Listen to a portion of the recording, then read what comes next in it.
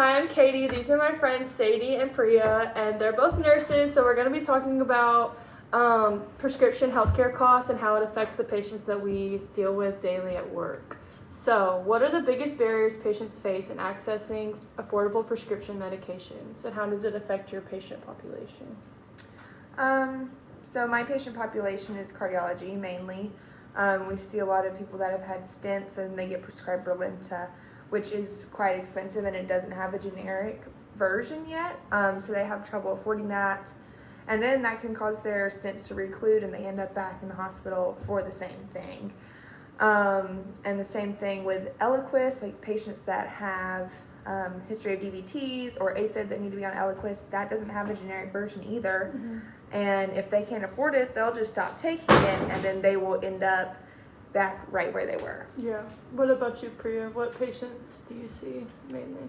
I see a lot of diabetic patients who don't have the money to purchase their insulin. And they come in for, small wounds that have turned into very large ones. And now they have to get a skin graft. Yeah. Now they have to do all these, get an amputation just because they weren't able to afford insulin. Yeah. I see a lot of stroke patients, so a lot of people that need to be on blood thinners and all that kind of stuff, Eliquis, whatever, they can't afford it, so they end up having strokes again or that type of thing. But yeah, like you said, Eliquis, Brilinta, they're not really affordable, so it's really hard for our patients to keep managing the conditions that they have if they can't afford it, so they choose to eat versus paying for their medications. So what are some ways that the hospitals that y'all work at help aid these patients that aren't able to afford these medications? Do y'all know? I know that for Brilinta, they'll get like a 30-day supply that we can give them for free. And then we always educate them that if they can't afford the Brilinta, then they need to tell their doctor so they can get on something more affordable like Plavix. Yeah.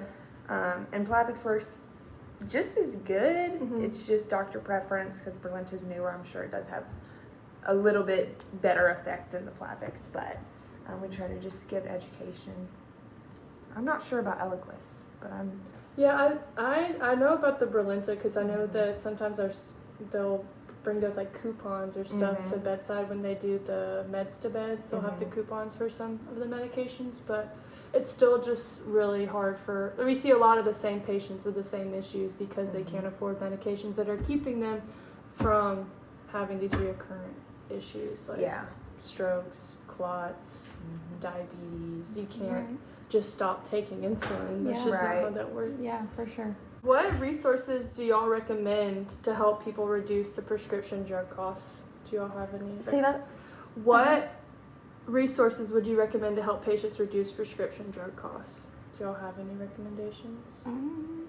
Our social workers are great at helping people find programs that can help them afford their medicines, and also just letting their doctor know that they can't afford it. There's other things. Just being honest. Yeah.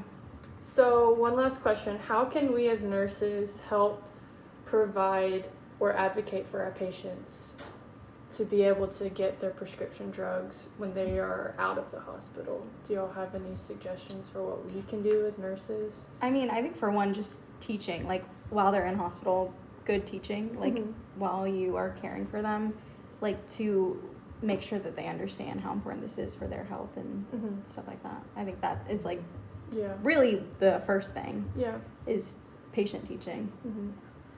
We have the prepare form that like asks their social determinants of health and like if they can afford X, Y, and Z. I know that's kind of awkward to ask people, but it is important so that they can get help from like social work and things like that while they're in the hospital. It dings automatically certain forms when they're being admitted. Yeah, it is awkward though, but I mean I always tell people, I'm like, I have to ask everyone these questions. Don't feel like I'm cornering you. Yeah. But yeah.